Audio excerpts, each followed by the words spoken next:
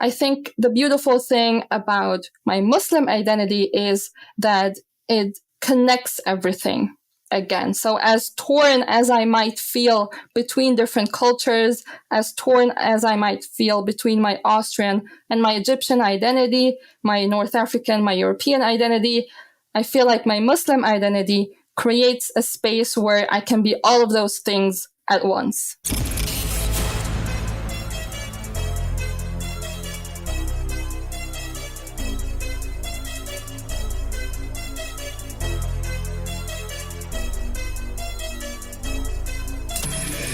This is the Maverick Show, where you'll meet today's most interesting real estate investors, entrepreneurs, and world travelers, and learn the strategies and tactics they use to succeed. And now, here's your host, Matt Bowles. Hey everybody, it's Matt Bowles. Welcome to the Maverick Show. My guest today is Hebah Nigm. She is a foreign language teacher, polyglot, and world traveler. Born in Vienna, Austria, to an Egyptian immigrant family, Hebah has a degree in translation and interpretation, as well as a master's degree in teaching and education. She learned to speak 6 languages fluently by the age of 23: Arabic, Turkish, German, French, Spanish, and English, in which we'll be conducting this interview today. Hebah also works in a program which aims at redressing inequalities in education and creating a path towards equal educational opportunities for all children, regardless of their social status or family situation. Hebah has now traveled to over 20 countries and uses these experiences to encourage her students to be more courageous and go out and explore the world for themselves. On her YouTube channel, Hebah's Roller Coaster, she shares her insights from traveling the world as a practicing Muslim and hijabi, her tips on language learning, as well as her personal experiences growing up between cultures and her reflections on race, gender, and her Muslim identity. Hebah, welcome to the show. Hi, Matt. Thank you so much for having me. I am so excited to have you here. This is going to be an awesome conversation. Let's just start off, though, by setting the scene and talking about where we are recording this interview from today. I am actually based on the East Coast of the United States. I am in Asheville, North Carolina. And where are you today? I am in Vienna, Austria, in the middle of Europe, small country, Central Europe. Very beautiful. You know, one of the things that I love about Vienna is that whenever I travel through Vienna, even if I'm just transiting, like I'm just have a layover in Vienna, if I have even so much as a 4-hour layover in Vienna, Austria, they have it set up so that you can literally drop your luggage in a storage locker at the airport and take an express train right to the center of the old city and be sitting in a cafe, having a coffee, eating food, and strolling around within 20 minutes, and then shoot on the train right back to the airport and catch your flight. It's one of the most amazing cities to travel through in that respect. It's so beautiful, right? What do you think of the history, though? The historical buildings and the streets. Have you seen all of that? I mean, it's amazing. I haven't spent enough time in Vienna. I've been there probably twice, but both of them were really short visits, but it's amazing, right? And so that's why I love this opportunity, even on a short layover. If I'm going through Vienna, I'm definitely going into the old city. I'm going to walk around on those cobblestone streets and just be in awe of the architecture in the old city, get some amazing food, some good coffee, and then back on my flight. So it's a city that I really, really need to spend more extended time in, but I love it every time I come through. That's how it's done. Well, you have obviously spent a lot of time there, growing up there. And so I want to ask you about that. And maybe we can just sort of start on your journey, because I would love to hear about your upbringing in Vienna and how that shaped your identity and your life path. Well, as you said in the intro, yes, I was born and raised in Vienna, Austria. I grew up here, but my parents are both from Egypt. So Egyptian culture always played a big role in our home, in our family. And it was kind of difficult to grow up between these two cultures. They both shaped me in so many ways. Also, they had a big influence on me, on how I see myself, how I see the world. And, this ongoing quest for finding my place of belonging, for finding out what kind of a self-image I have. And so that was always very interesting to grow up with these two cultures. And then I'm Muslim as well. So that also had a big influence on my identity and just how I see myself today. So let's talk a little bit more about that as well, because you also really started learning additional languages at a very early age. You were able to become fluent in 6 languages by age 23, which is amazing.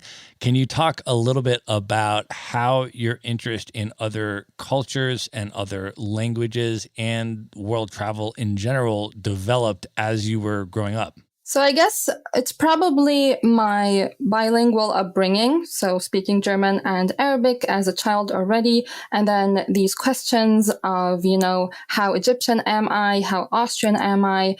Just really started this interest in finding out about different languages, different cultures. So I think that interest initially stems from my upbringing and this surrounding or these circumstances that I grew up in.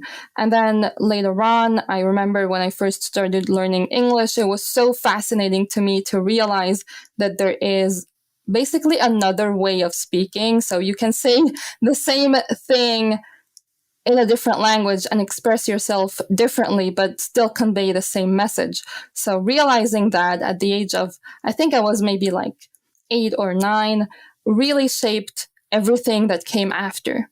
So I realized, okay, that's something that's so fascinating. I want to find out, how is it in other languages? How can I say that in another language? How can people in different languages express the same thing? So I'd say it started out pretty early already with me being bilingual, and then later on learning English and realizing, wow, there's another way of speaking. Before that, German and Arabic were kind of, they came naturally to me because both were my first languages, but English was my first foreign language.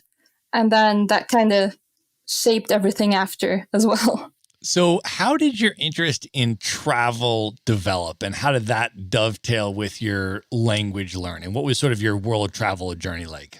So obviously, as a kid, you know how it is when you're an immigrant kid, you usually travel back home with your parents. So traveling has always been a part of my life. Ever since I was a little child, we used to travel back to Egypt every year or twice a year, maybe even.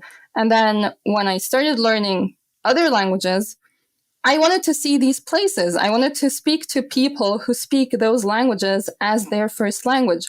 So at some point, I was like, I don't just want to see Egypt and Austria and maybe like a few surrounding countries, and that's it. I want to explore. I want to see how other people live, how they talk, what kind of a lifestyle they have. And I think it all kind of tied into one another. It started out with my upbringing, and then later on just became this addiction for finding out about different languages and cultures. I think it all kind of interlinked later on. And so the journey started, basically. And then how did that travel trajectory continue? How did your language learning trajectory continue? Because you mentioned English was you grew up bilingual. English was then your third language, which was really your first fully foreign language. Mm-hmm. And then from there, how did you choose which languages you wanted to become fluent in? Because you became fluent in an additional 3 languages. Can you talk about that process for you and what it was like to learn those additional languages, and also how that fit in with your travel priorities? So the next foreign language after English was French. And similar to English, it was because of education. So in my school, I had to choose whether or not I wanted to learn another language, and then I could pick. So I picked French just out of prestige, to be completely honest with you. And I was just really interested because I knew that, France was not too far away. And I really wanted to find out how people speak in France, how French people speak. And so I started learning French at school. But I remember back then, and it was the same for English and for French, the things I learned in school were not enough for me. I felt like I was learning about grammar and sentence structure and writing texts, but I wanted to learn the authentic language, the real language. And so I remember back then, even my addiction with YouTube started, and I started looking for, music on YouTube in English. And later on, when YouTube started becoming more multilingual, also things in French, etc. So it started out in education, but then it became a hobby. And even after finishing my homework, for example, I would still sit and study for hours just for myself. So English and French, both I started learning in school, but that kind of turned into a hobby for myself and something that I even did in my free time voluntarily. So it wasn't just about school for me. And then from there, talk about your choice to learn, and not just learn, but become fluent in Spanish and Turkish. So I started learning French in school, but I felt like, as I said, French wasn't enough. And then later on, or the French that I learned in school wasn't enough. So later on, I decided to go spend a semester. That was in university already. I went and spent a semester in Switzerland, in Geneva, and I started becoming more fluent in French because French-speaking people all around me. So that was the best way to practice. And then I felt like, you know what? Now I'm fluent in French already. I want the next challenge, basically. So when I went back to Austria, I started looking into Spanish just because I felt like it was the closest to French. I thought it would be easier because it's also a Romance language. So I started learning Spanish as a hobby as well. But then later on, decided to make it my career, basically, and study it at university and become a Spanish teacher. So again, here, the hobby was turned into an educational path. So for me, I feel like there's a pattern here with my foreign languages where education and hobby or free time are always kind of interlinked. And then with Turkish, it was kind of different compared to all of the other languages. So I live in Austria, and there is a really, really big Muslim community in Austria that is Turkish speaking, that is originally from Turkey. And so living in Austria, living in Vienna, I was always surrounded by Turkish speaking people. I was always surrounded by the Turkish language. So at some point, I just wanted to be part of the community in a way. I just wanted to be able to understand what people were saying. And so just randomly started picking up words and talking to friends of mine who are Turkish speaking. And then after a while, it developed into an addiction. And I had my next challenge, and I decided to become fluent in Turkish. That's amazing. That's so awesome. And then I know you have traveled to Turkey as well. And maybe let's just, with your travel experiences, maybe let's just start there. How was your experience in Turkey, especially since you speak Turkish and were able to communicate in that language? So in Turkey, the interesting thing was that I did not want to travel as a tourist.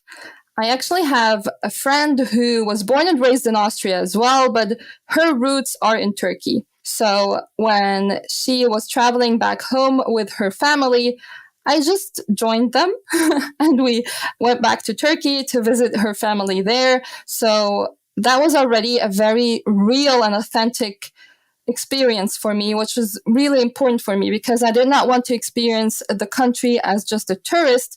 I wanted to be part of the people. And so I felt like that was my opportunity. I went there with my friend and I wear a hijab and, I do look ethnically different, I would say. And I was walking around with my friend. So it was kind of funny to see how people were not really sure if I was Turkish or not.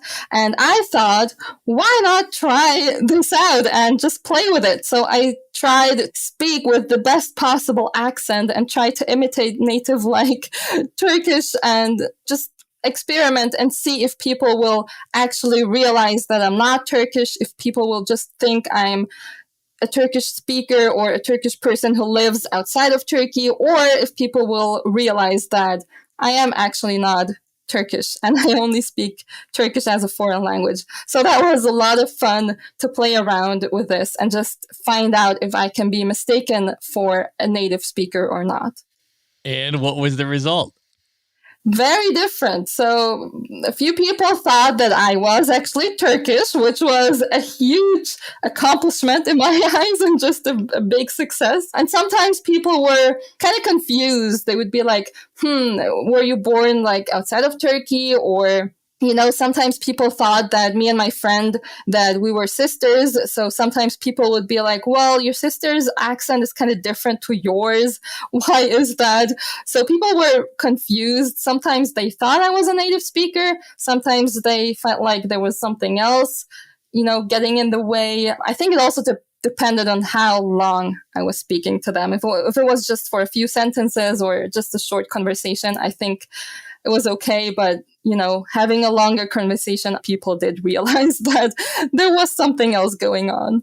That's awesome.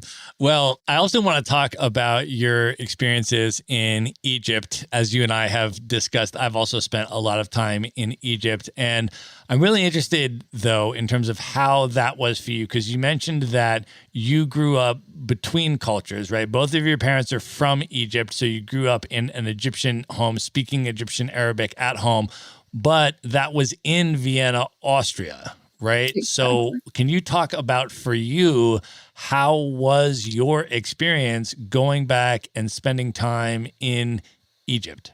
So going back to Egypt is always very interesting because just talking by appearance, I do look Egyptian, like ethnically speaking, in terms of like, you know, facial features and all that kind of stuff. I look Egyptian, I look North African. But as soon as I'm there, it's kind of like this situation between I'm not really sure if I do belong or not. Because in a way, yes, you do disappear in the crowd. You look like the people there. But then as soon as you walk somewhere, you do something, you interact with people, they see you do casual things. Usually, in a way, you still stick out. And obviously, when it comes to identity and, you know, self-image, that has a big influence because you feel like, yes, these are people that I look like. These are the people that I originally come from. But at the same time, I'm still different. I still don't really fit in. But then again, in Austria, it's the same thing. I grew up in Austria, so I see myself as Austrian, obviously, and I went to school in Austria, and it has a big influence on who I am. But again, I'm never fully there because Egypt plays a big role in my life. I look Egyptian, I speak Egyptian Arabic, my parents are from Egypt.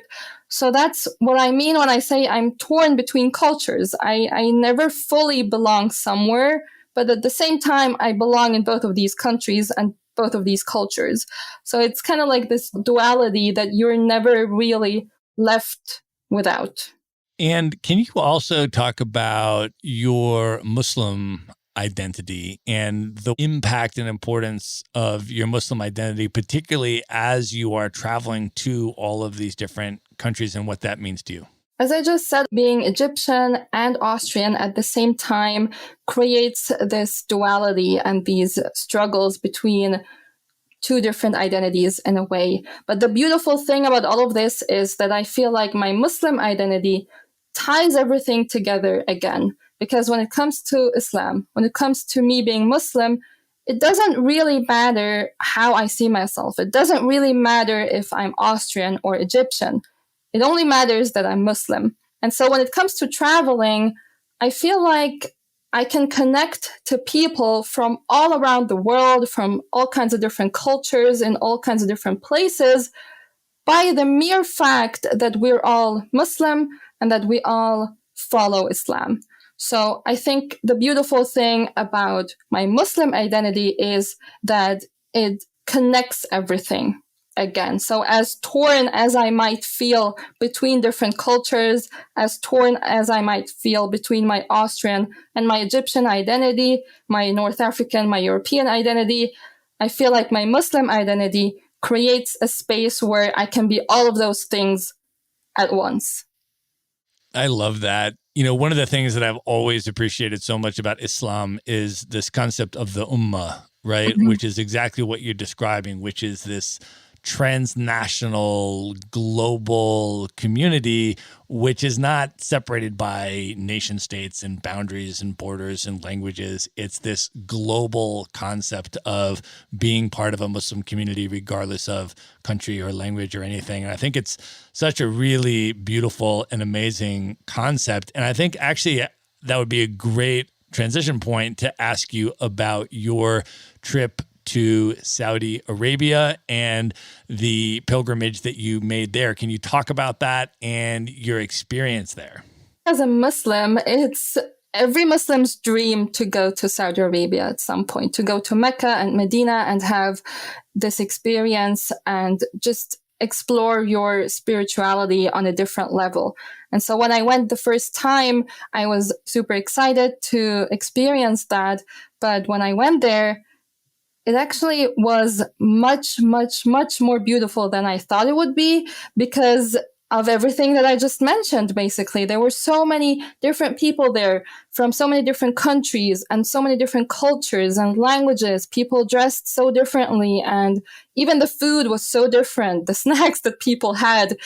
But when it came to prayer or the spiritual rituals, we all did the same thing, and we all stood there in one line.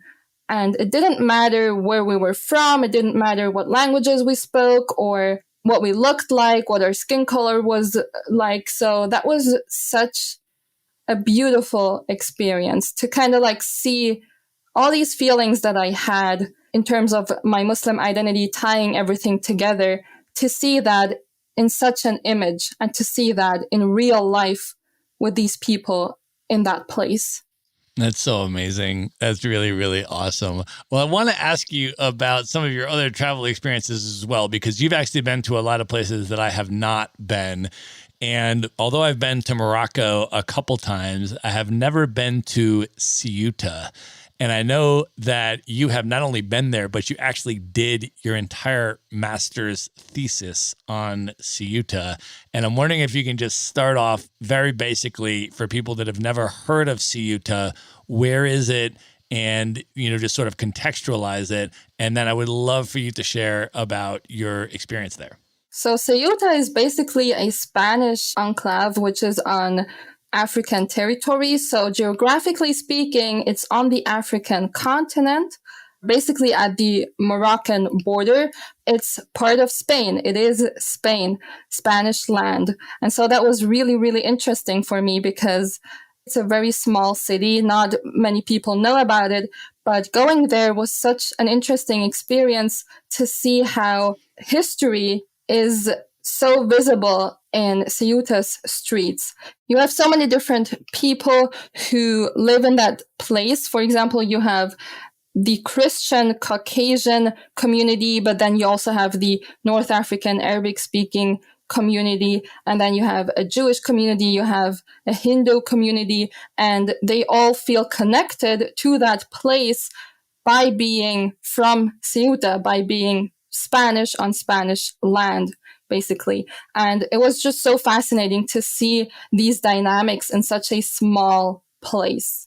Yeah, that's amazing. You and I were talking about Ceuta. I've never been there. It sounds like such a fascinating dynamic. And I asked you about the Hindu community that is there and how they got there. And you were explaining that, which is amazing, right? That, of course, when the British controlled India, right, that the Hindu community, and I think most of the Hindus that are in Ceuta are actually from the area that is today Pakistan.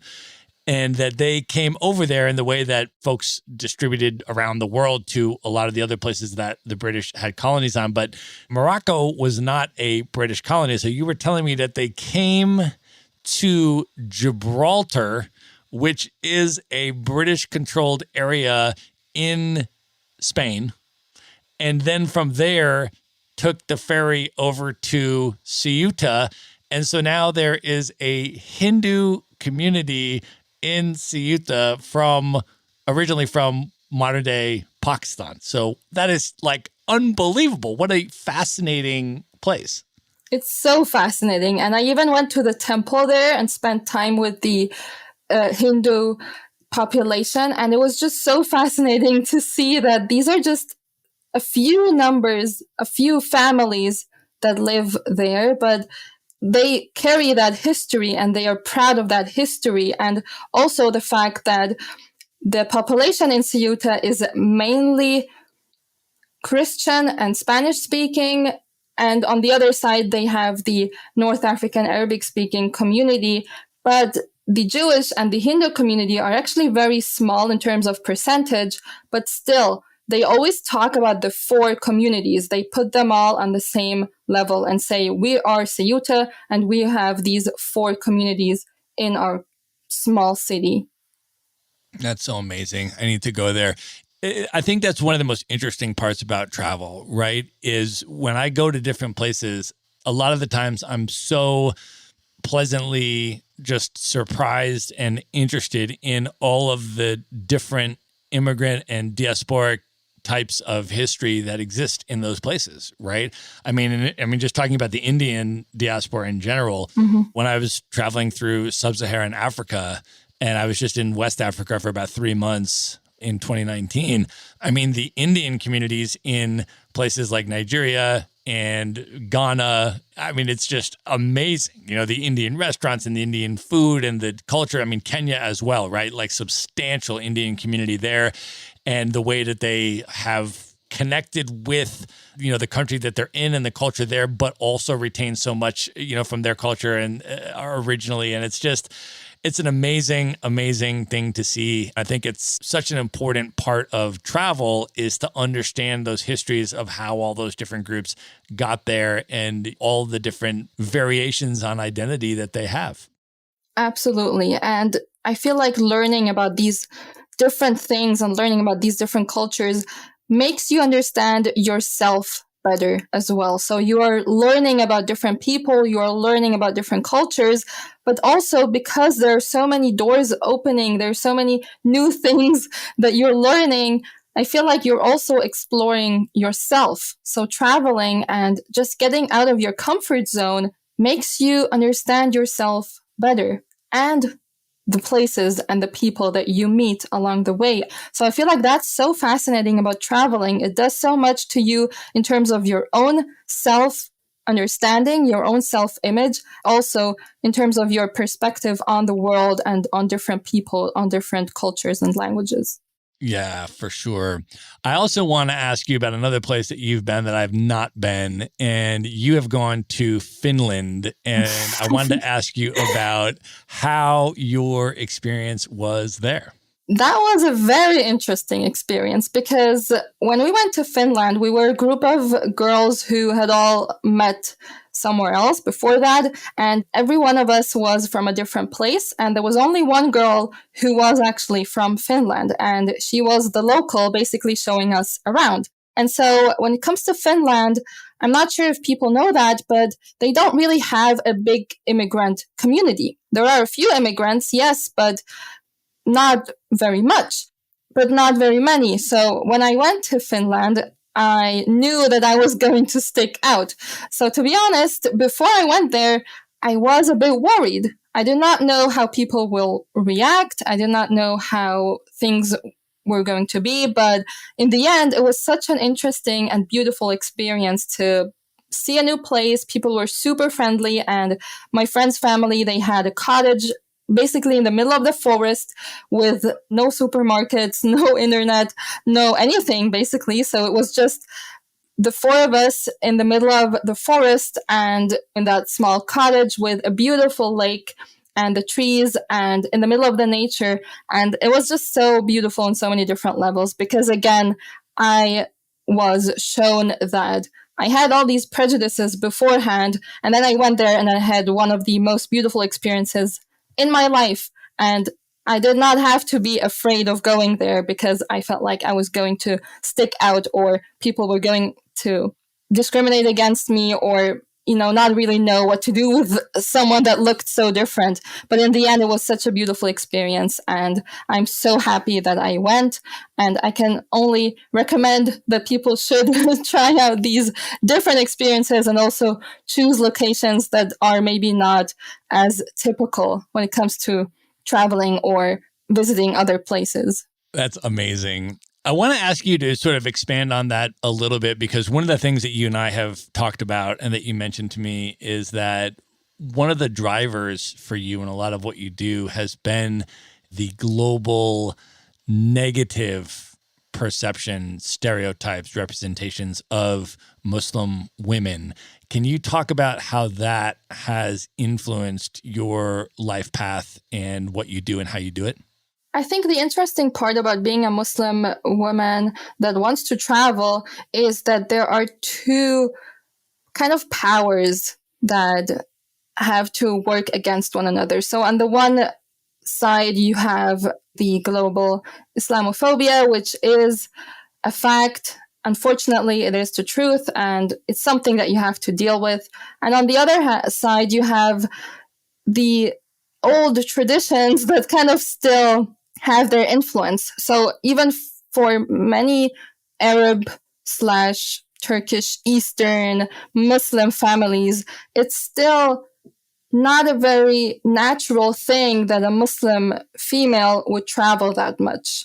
So you have these two sides that are kind of, fighting against one another. And then you're stuck in the middle and you have to deal with these two powers having their influence. And so, of course, that has a big impact on my travel destinations, on how I travel, on the fact that I'm usually not a solo traveler. I usually travel either with a friend or with a group of friends, or even when I travel on my own, I make sure I meet someone on the other side, basically. So, for example, that's something that I would like to change at some point. I would like to travel more on my own as well. But so far, I did not really find the courage yet. And I'm sure that these two powers are one of the main reasons that I haven't really done that much yet. But you have done a lot. And I want to ask you, you have traveled to a lot more countries than most people have, and you aspire to travel to a lot more, of course, as we've discussed. So what tips do you have for Muslim women travelers, let's say in particular, right, who relate to those two forces that you're describing in their life? What have you done, and what advice can you give to other folks in similar situation as yourself for being able to, pursue your dream lifestyle and all that if that involves extended world travel?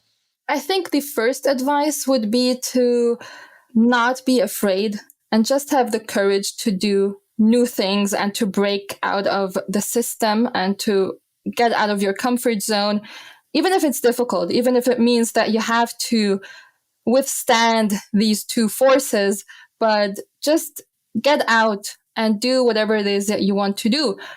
While still, and that would be my second advice, making sure that you do take your precautions, you are safe, you are doing everything you need to do in order to feel safe. So I think it's also a sad truth that when you're traveling, you still have to plan many things that maybe other people don't have to plan.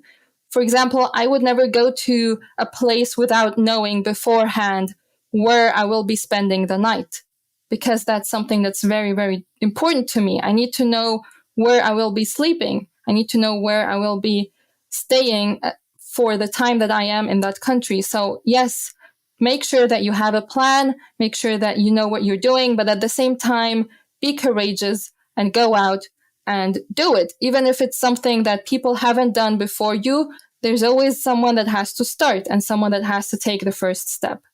And can you talk a little bit about your thoughts on those safety precautions? I think it's important for folks to understand, first of all, about the actual trepidation of doing certain things and going to certain places. Like you mentioned to me, for example, that when you were based in Canada, you wanted to visit the US and you did, you came to New York, but you decided not to fly through the airports in the US and instead you decided to take a bus from Canada to the United States. Can you talk about that decision and sort of the broader context there, right? Like the broader sort of safety precaution that informs that decision, but also that it doesn't paralyze you from doing things. Like, how do you navigate that? As I mentioned, one point has to be accommodation. So that's one very important aspect. But then also when it comes to your travel destination, you need to think about where you're going. And also some destinations might give you stronger sense of safety and others might not. So for me, for example, when I went to Canada, I was a bit worried. Yes, I had never been to North America before that. That was a very new experience for me as well. But then traveling to the US was a whole different experience again, because before that, all I knew was the things that you hear on media, basically. So I knew that things aren't necessarily great, especially because I decided to travel to the US during the Trump administration. So I was scared. I was scared of the airport, of airport security. And so because I was in Canada already, I thought, you know what? I do want to still travel to the US, but I'm so scared of the airport. I'm just going to take the bus. I have the possibility. So that influenced my decision, but does not mean that I had to stop myself from going to the US at all. And so I think this shows us that when you're traveling, you need to think about your travel destination. You need to think about how you're traveling. But at the same time, don't let these things stop you from doing what you want to do. Some places I would never travel on my own. So if that's the case for you as well, try to find a group with which you feel safe to travel. Try to find people that you trust and travel with these people. Try to find friends who have the same interest as you and travel with these people. So maybe these precautions can give you that sense of safety that you need. Also, again, I feel like accommodation is such a big point and aspect. Some people feel very casual about just traveling somewhere and then randomly looking for a place to stay. For me, that's very different, and I can imagine that that's the same for many other people. So if that's how you feel, find appropriate accommodations beforehand, talk to locals, try to find out about different places, and then make your decision. That's awesome advice, Hebah. I love that. So let me ask you a broader macro question now. Of all of the places that you have been at this point in your life that you've traveled to and that you've experienced, when you reflect back on that, why do you continue to travel? What do you get out of it? At this point in your life, what does travel mean to you? It means so much to me. I feel like obviously, I learned so much about different languages and cultures, but also it gives me so much self-growth and self-development. I feel like I grew so much just by traveling and seeing all these different places and also having to be independent in a way. You are leaving your home, you're leaving the things you know, you're leaving your comfort zone, and you find yourself in situations where you basically have to find a way. You have to find out what to do, how to do it, and you're on your own in a different country. So this gives you so much self-confidence as well. It teaches you to rely on yourself. It teaches you to believe in your abilities, to believe in your strength as well, because, you know, there you can't just call your family. You can't just call a friend that lives nearby and then they come save you. No, you have to find your own way. And I feel like that gives you so much in terms of self-growth, self-development, independence, self-confidence. Also, you get to learn so many interesting things about so many different people. You get to see different perspectives on life. You get to see different lifestyles, and you can also take from these experiences and also adopt them into your own lifestyle. That is an awesome answer. I love that. Hebah, I now want to dive into your area of professional expertise and talk a bit about language learning. You are super impressive. You learned 6 languages fluently by the age of 23, and I know you are not done yet. You're already starting to learn additional languages. And so I want to talk about that. Can you start? I just want to get, because you're also not only a polyglot, you are also a language teacher. So let's start with that and talk a little bit about your tips for somebody that wants to start the language learning process. I know some of your videos talk about different types of language learners and the importance of self-assessing what type of language learner you are. So can you just start at the very beginning? If somebody wants to be serious about learning a language and learning it to conversational fluency, what are the first steps? How should they approach that? So when I talked about my own learning experiences, I mentioned to you that education was the starting point, but what I learned in school wasn't enough for me. And I think the reason was that in school, usually you have a book, you have a teacher, you have a lesson, and then you're all taught in the same way because it makes sense, right? That's how school should work. But at the same time, when you have a class of 20, 30 students, they are all different individuals. They all have different abilities and different needs. And so I think what I realized pretty early on was that school was not enough for me because it wasn't really giving me what I needed for my own learning experience. And so back then I had no idea about learner types or all these kind of things. But I think I kind of realized for myself that I wanted to learn differently. I did not want to learn the way I was taught in school. I wanted to learn it a different way. Now that I am a language teacher and I am someone that works a lot with languages and just looks into language learning a lot, I know that there are different learner types. And I feel like it's very, very important that you understand what learner type you are. So we have 4 learner types that we usually distinguish: the auditory learner type, visual, verbal, and kinesthetic. And so all of these learner types have different abilities and also different needs. And I think it's important that you understand what abilities you have. And then when it comes to your language learning, you adapt the process to those abilities and needs. And so I know as a language teacher that I have a class of students that I need to teach. I need to find a common ground on which I can teach them. But at the same time, I know that these are all individuals who are different in their abilities, in their needs. And so I feel like it's also very important to teach people, especially young people, but people in general, to understand that they are different. They need to learn things differently to have the results that they want. And so I think that's why it's so important to self-assess and to understand what abilities you have as an individual, and then go out and find the materials or find the different learning strategies that help you with your individual learning process.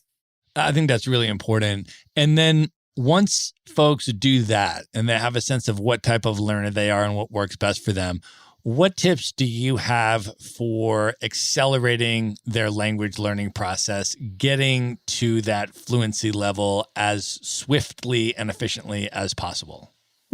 I think the most important thing is to try and expose yourself to the language as much as possible. If you have friends in your community that speak that language, if you live in a country where people speak that language, etc. But just like that, the internet has so much to offer. Just go on YouTube, go on the internet and just look for content in the languages that you want to work on. There's so many things out there. So make sure you expose yourself to the language as much as possible. And again, by knowing which abilities you have and which needs you have, you will also know if you need visual input, if you need audio input, if you need videos, etc. So it's really, really important that you expose yourself to the language and that you are in touch with the language consistently.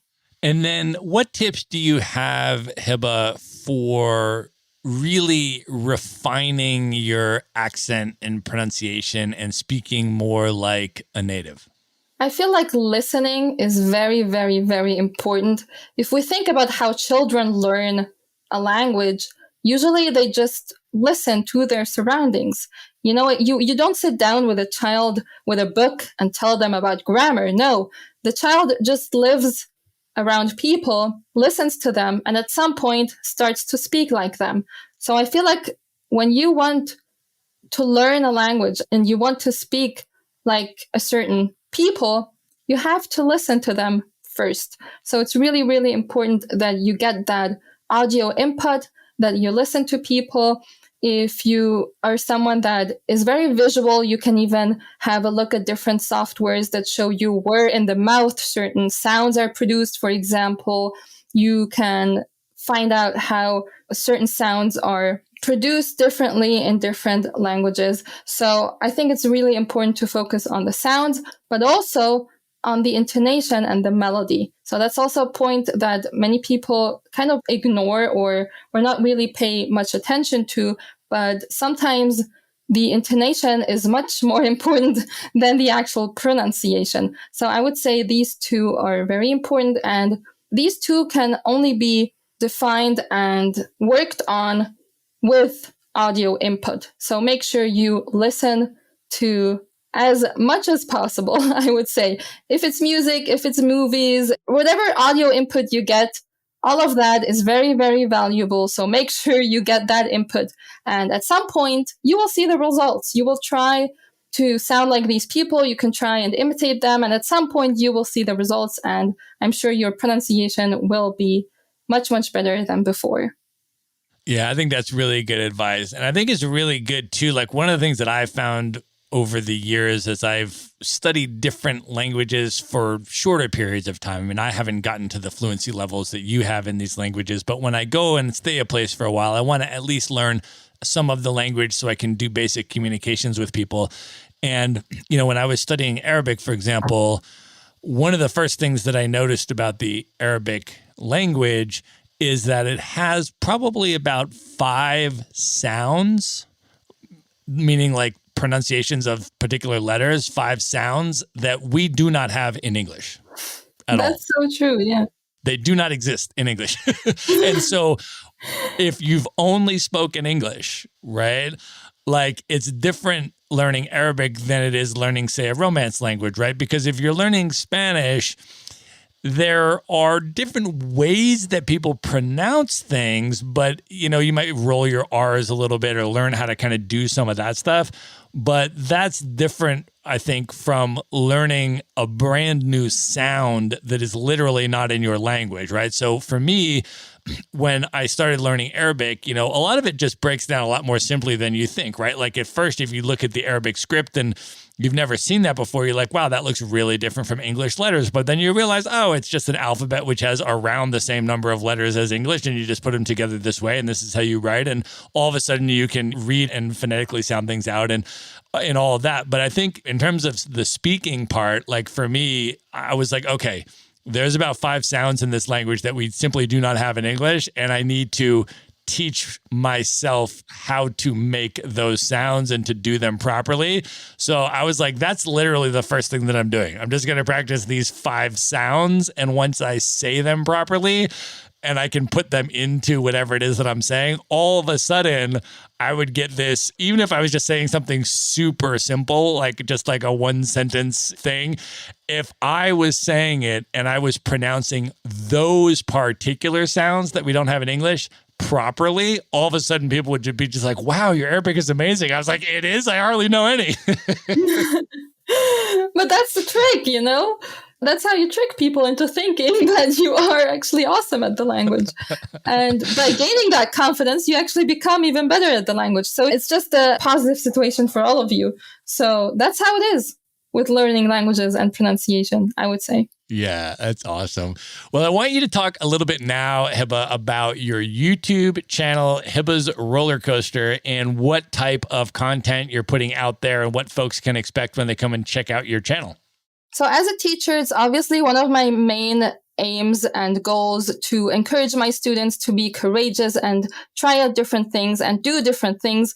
And after a while, I realized that I don't want to have that impact only on my students in my classroom, and that's it. I wanted to reach out to a broader audience. I wanted to reach out to more people, find more people who can relate to me and my situation and give them hope and also motivation to try and learn different languages and travel the world and see different cultures. So that's my main goal with my YouTube channel, where I'm trying to talk about all these experiences that I've had so far. I talk about language learning, language teaching, cultures, identity, race, my Muslim identity, all these different aspects, hoping that obviously people can relate and feel motivated and encouraged to try and go out, explore these things about themselves, be more courageous, and learn about themselves, but also about these different things that just exist around us in the world. There's so much to learn. There's so much to see.